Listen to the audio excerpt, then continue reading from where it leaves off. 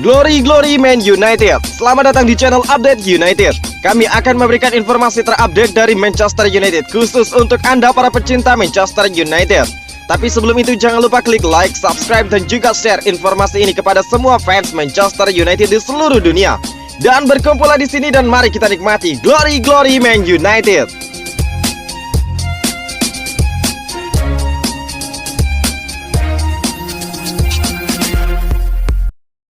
Jelang Liverpool versus Manchester United di Liga Inggris, daftar pemain cedera dan skorsing. Liverpool melanjutkan pencarian mereka untuk kejayaan Liga Inggris musim ini dengan kunjungan rival sengit Manchester United ke Anfield pada Selasa malam waktu setempat atau Rabu dini hari. Pasukan Jurgen Klopp kembali ke Merseyside setelah baru saja memastikan tempat mereka di final Piala FA musim ini. Dengan 2 gol dari Sadio Mane dan sundulan Ibrahima Konate membantu mereka menang 3-2 atas Manchester City di Wembley. The Reds tidak bisa mendapatkan yang lebih baik dari Manchester City dalam hasil imbang 2-2 selama pertempuran Liga Premier terakhir mereka.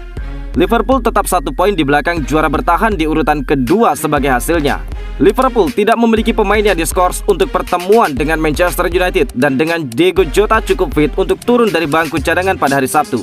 Jurgen Klopp akan bekerja dengan skuad yang sepenuhnya fit pada saat berita ini diturunkan. Sementara United akan berusaha untuk memberikan harapan 4 besar mereka dengan dorongan lain ketika mereka melakukan perjalanan ke Anfield untuk menghadapi Liverpool dalam pertemuan kelas berat Liga Premier. Setan Merah harus mengandalkan cemerlangnya Cristiano Ronaldo untuk membuat mereka melewati garis melawan Norwich City pada akhir pekan. Dengan pemenang Ballon d'Or tersebut mencetak hat-trick dalam kesuksesan 3-2. Sportmall di sini mengklaim semua cedera terbaru dan berita skorsing United menjelang pertandingan dengan Liverpool yang melaju ke final Piala FA kemarin. Fred statusnya sedang cedera pinggul. Edinson Cavani statusnya sedang cedera betis. Luke Shaw statusnya sedang cedera kaki. Scott McTominay statusnya sedang cedera kaki. Sedangkan Rafael Varane statusnya diragukan dengan besar. Kemungkinan tanggal kembali 19 April ketika melawan Liverpool, meskipun tidak mungkin sepertinya untuk dimainkan. Jika serius, Newcastle United harus tebus Dan Henderson 750 miliar rupiah. Raksasa Premier League Manchester United diwartakan tidak menutup kemungkinan untuk melepas Dan Henderson ke klub Inggris, termasuk Newcastle United.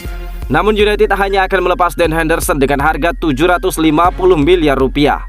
Spekulasi terkait masa depan Dan Henderson di United selama musim ini menjadi salah satu topik yang hangat diperbincangkan.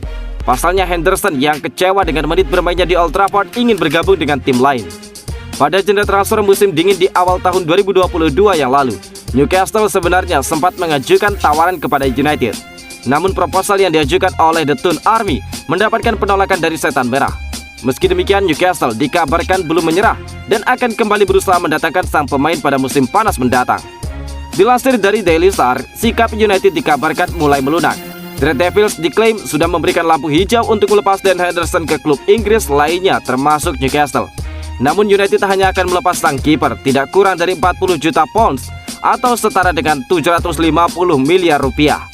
Jika Newcastle setuju dengan harga yang diinginkan oleh United, maka Henderson akan berstatus sebagai kiper Inggris termahal. Adapun peluang Newcastle untuk mendatangkan Henderson cukup besar. Pasalnya mereka menjadi klub yang paling mungkin untuk memenuhi tuntutan gaji sang pemain yang berada di kisaran angka 100.000 pound sterling per pekan. Ralf Rangnick pun bingung, pertahanan Manchester United amburadul. Manchester United sukses memenangkan pekan lanjutan Liga Premier Inggris musim ini melawan tim kandidat degradasi Norwich City Sabtu 16 April malam. Seperti biasa, kemenangan ini didapat Setan Merah dengan sulit.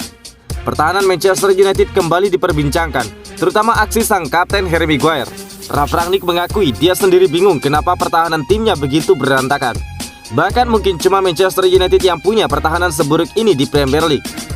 Saya memberitahu tim bahwa kami bermain dengan formasi dan juga susunan pemain yang sangat ofensif, dengan Paul Pogba dan Bruno Fernandes di lini tengah dan juga Jesse Lingard, kata Rangnick. Saya pikir ini adalah formasi dan susunan pemain yang sangat ofensif, dan itulah mengapa saya memberitahu mereka bahwa sangat penting bagi kami untuk bermain dengan pola pikir bertahan, dan semua orang harus berpikir seperti gelandang bertahan. Seperti yang saya katakan, setelah kami mencetak gol kedua, kami membiarkan terlalu banyak ruang terbuka di momen transisi. Dan jika Anda melihat 2 gol yang kami kebobolan, terutama yang pertama, kami menguasai bola di pinggir lapangan, tetapi kami tidak cukup baik secara fisik. Ungkap Rangnick, begitu ada kontak tubuh, kami harus menjadi lebih kuat secara fisik dan agresif. Tetapi kami tidak melakukannya dan bagi saya, itu terlalu mudah. Kami adalah satu-satunya tim di liga yang kebobolan gol seperti ini. Kami semua berada di belakang bola pada saat itu.